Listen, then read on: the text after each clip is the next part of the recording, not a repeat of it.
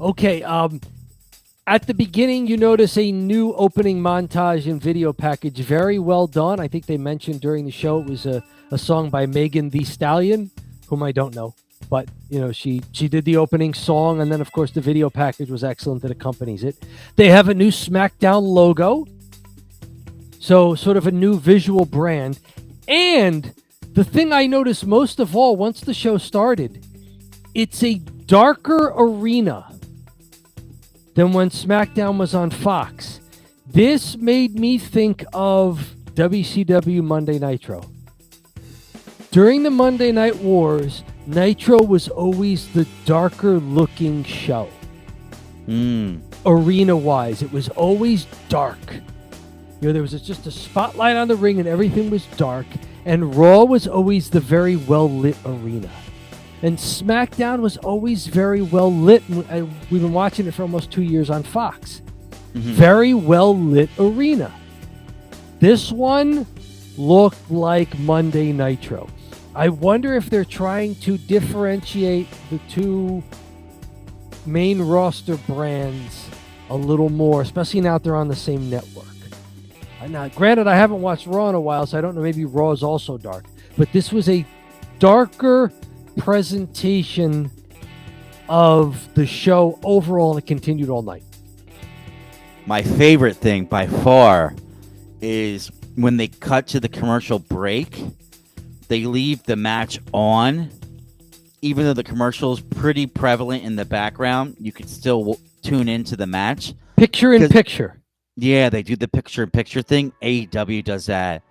And I've really missed it watching SmackDown because I get so lost because the commercials hit, and then we're back in the ring, and like suddenly I'm like, what happened? We just did the dive. We went outside. Yep. The commercial. We come back, and then suddenly they're in the ring doing something. I have no idea how they got there.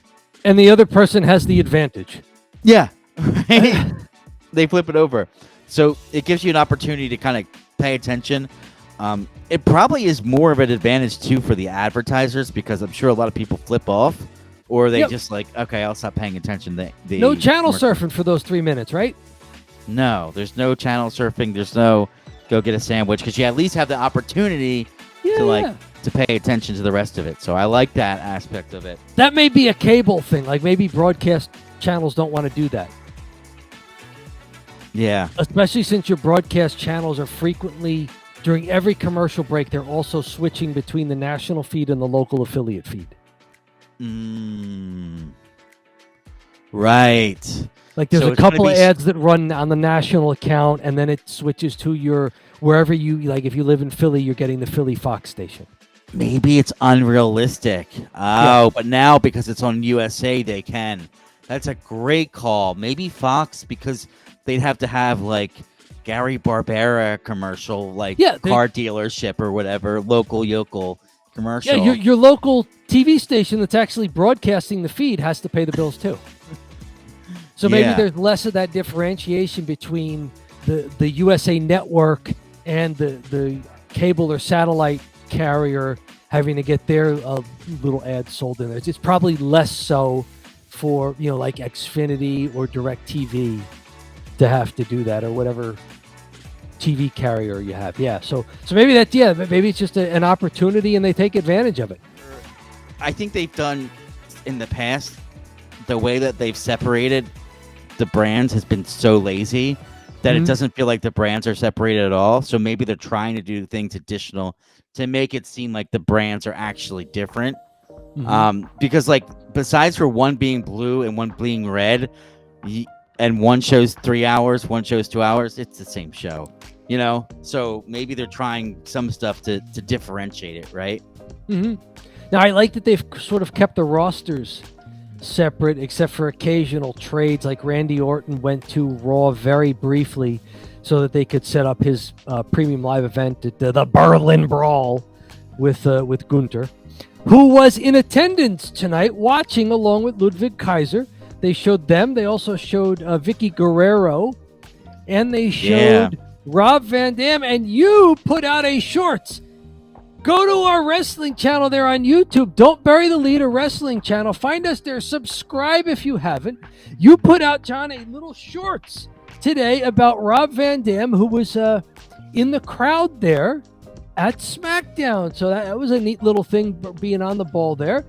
Tell us in the comments, tell us in the chats, if you're watching us live here, what did you think of having some of the wrestling celebrities there for the first SmackDown on USA? And of those two there, Vicky Guerrero and Rob Van Dam, do you remember either of them from their SmackDown days, from their WWE days?